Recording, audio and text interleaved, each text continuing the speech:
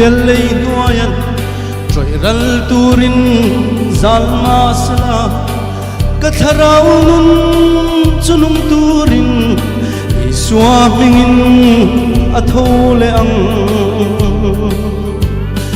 kazal hello pialei nuayan aming wangin kathole ang sa tua na tan kanung to ang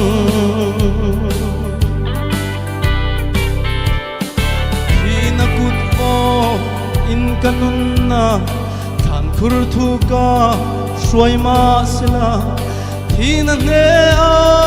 thole nge khan akyang amin la suai le ang kazal hello pialei nuayan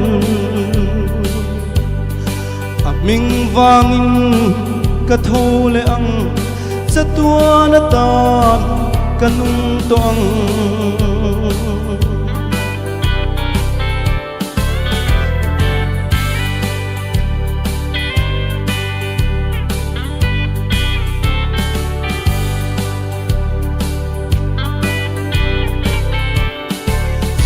Thin nilang suram ma chuan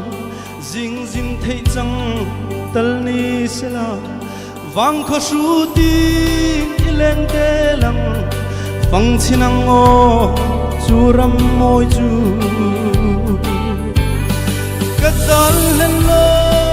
kazal hello pialei nuayan aming wangin kathole ang sa tua na tan kanung to ang